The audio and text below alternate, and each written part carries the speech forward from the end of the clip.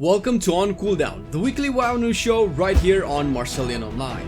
In today's episode we have patch 8.2! And yes, with the raid and Mechagon dungeon and season 3 available, we can finally play what we wanted to 2 weeks ago. The raid is crazy, it's been nerfed this week with more hotfixes incoming. No hotfixes in the world can fix the cinematic at the end though, am I right?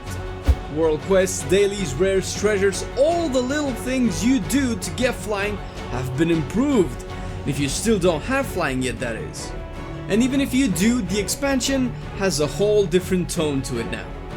Operation Mechagon is out with a goddamn hard mode.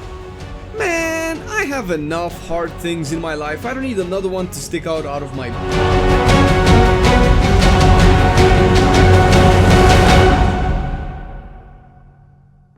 Hello, you wonderful viewer, you!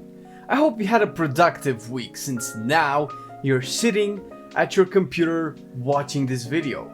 Or maybe on your TV. If you're still on the fence about 8.2, then just watch this piece. And by the end, you might have a different opinion. Spoiler alert, everything is subjective. Your mama is subjective, fool. The start of 8.2 received mixed criticism from the player base about how good and bad it is. No arguments here, it had its ups and downs, pros and cons, but it was hard to tell how good the patch was because we didn't have access to everything. Now we do though. This week the new raid has opened, Azshara's Eternal Palace. I think Blizzard hit a much better mark with 2 weeks of downtime instead of, a month. Or off-season for all you sports fans, where you can progress through the story and gradually eke your way towards the end of it. It has a similar feel to Nighthold and how you assist Suramar step by step into reclaiming their city. And hey, I love Nazjatar and how they made the zone.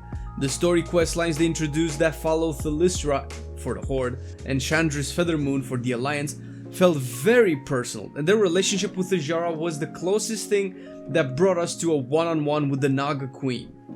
All of this ends with the opening of the raid, where Azshara graciously invites us to her palace. The raid is amazing, and I enjoyed every minute so far, and as always, it doesn't come without its hiccups. There have been bug fixes here and there, as there always are, and quite a few nerfs to Queen Azshara herself. At least for non-mythic difficulty, but judging how Battle for the Zara lore went, we can probably expect mythic nerfs to start rolling out from next week onwards. The ads she spawned like Athanol and Cyranus have had their health reduced by 10%. 10% health lost is a lot of health, though, and I am eager to see how my guild fares with the fight next week. The rate at which the wards get depleted has also been nerfed, to make the encounters smooth. As a first impression, it felt a bit like the mechanic to power the wards up was more punishing than everything else, so you can only assume this had something to do with the nerf. Expect more changes to come in the following months, since this raid tier will be difficult to balance, seeing as how the Essence system is an interesting power scaling mechanic that the devs need to keep an eye out for.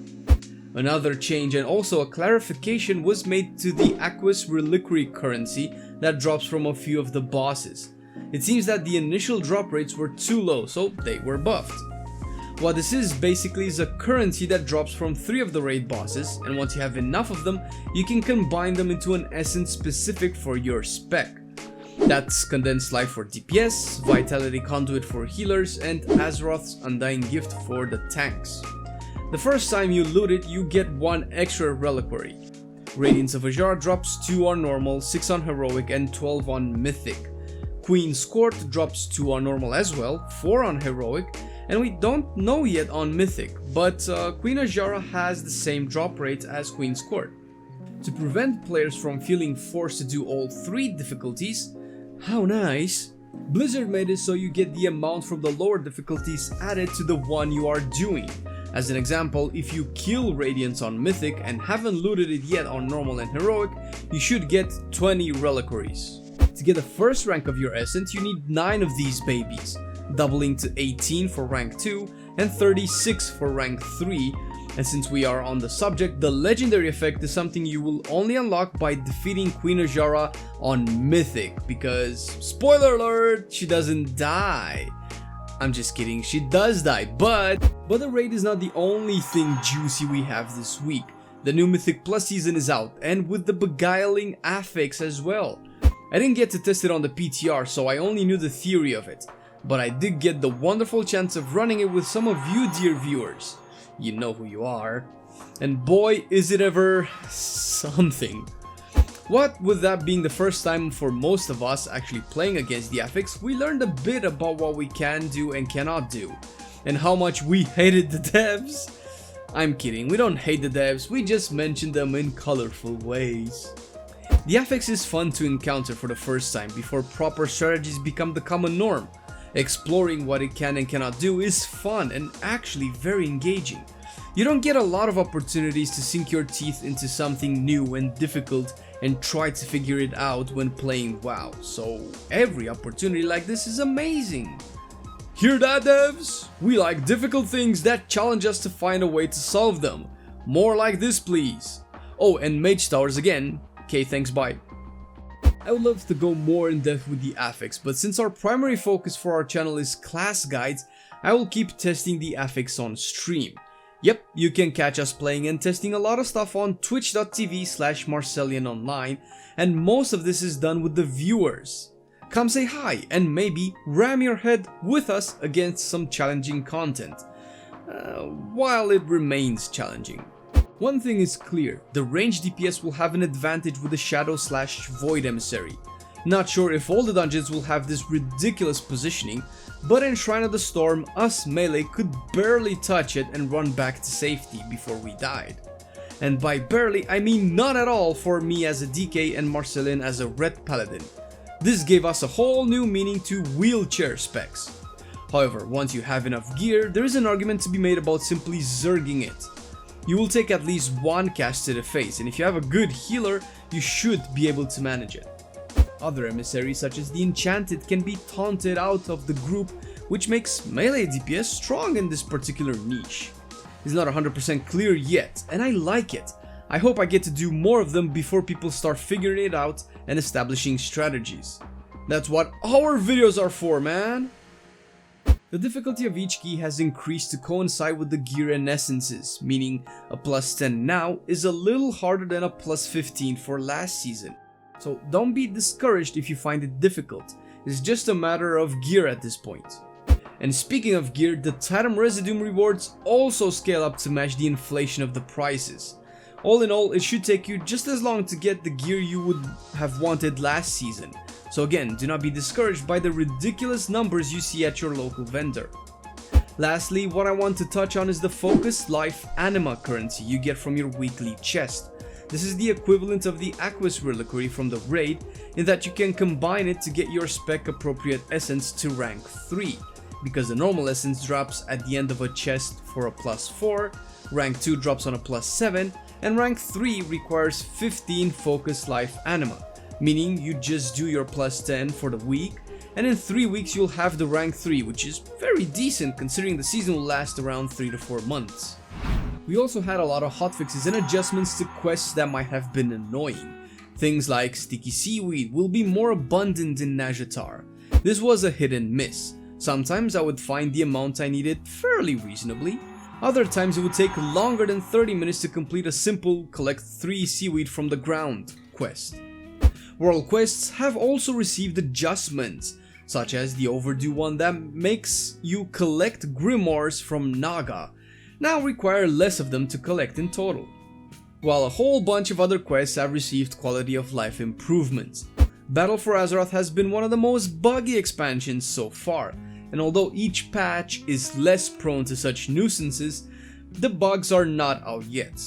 It's reassuring to see the devs being more and more proactive with fixing them, and we can only hope we will reach a point where this won't bug us anymore, because games will always have bugs, guys. All of this, the raid, the Mythic Plus, the new zones, would be enough for me to enjoy the patch at least for a few months, and if you're still yet unconvinced that this is a great time to play WoW, then head on to Mechagon! The devs might have made the mistake to compare Mechagon to Timeless Isles, which ticked some people off. But that was probably just to frame the concept, so we get that it's not something relevant to the story or to your character's progression in terms of tackling endgame content. Don't get me wrong, it has tons of stuff to collect outside pets and mounts. And let's be honest, how cool are the Mechagon mounts? But in all fairness, alongside essences and Azurite traits, we have the punch card trinket, which is something I find interesting still after fiddling with it for 3 weeks. We have actually received some nerfs to the yellow cards, which I kind of expected, and buffs to the red cards. Almost 300 versatility on one yellow card is almost enough to create a trinket on its own. The red cards were severely underpowered though, and as such were buffed. All in all, the trinket should perform the same as a whole. The balance was just because the red and yellow were unbalanced, so as to not skew too much in one direction. One red punch card, however, has turned a lot of heads, mine as well, and that's the Cyclotronic punch card. This baby turns your trinket into an unused trinket with the ability to channel a beam of insane damage numbers. This is what our itemization system needs. Not one trinket, but more slots to be filled like this. We are already seeing benthic gear overpower mythic level gear through sheer item effect, and this is good. Blizzard, no, bad Blizzard. Don't nerf benthic gear, because honestly, I love the fact that eye level is not the #1 factor in determining the quality of an item. How about the uniqueness of the items? One thing I can say is that if benthic 425 eye level is stronger than mythic rating gear, maybe make the last benthic upgrade cost more to make it harder to obtain. I get what people like Preach are saying, that it's not normal for World Quest to give you better gear than mythic rating, or any rating difficulty for that matter, and I agree. This is not Diablo 3, it's an MMO. To get the best loot, you raid. Or kill highly skilled players in arenas, but we don't talk about that because there are no PvP vendors. Make the last rank of benthic require raid material to upgrade, or make raid items with effects instead. We have a few of them though. All in all, the item system is changing for the better.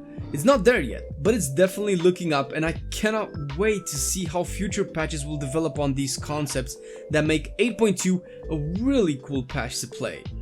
I was one of the people who opposed flying, and still am. I believe flying takes me out of my immersion corner, and I am not as connected with the world around me. Because at the end of the day, fuck that! I am flying, bitches! Woohoo! Fuck y'all walking in shit like it's 2004. And again, if you're still not convinced, well then, there's always the 5-man raid Operation Mechagon with a secret hard mode that rewards you with even cooler stuff. What is Flame doing this weekend? Raiding Mechagon, that's what! What will you be doing? Our channel's main focus is class guides, and we already have one up for 8.2, which is Frost Decay. Frost Decays have received a lot of changes, and if you want to know exactly what those are and how to play the class, check our video. Love and appreciation to our patrons for their support. We have a whole thing going on with our Patreon program, and if you are interested as well, check the details down below.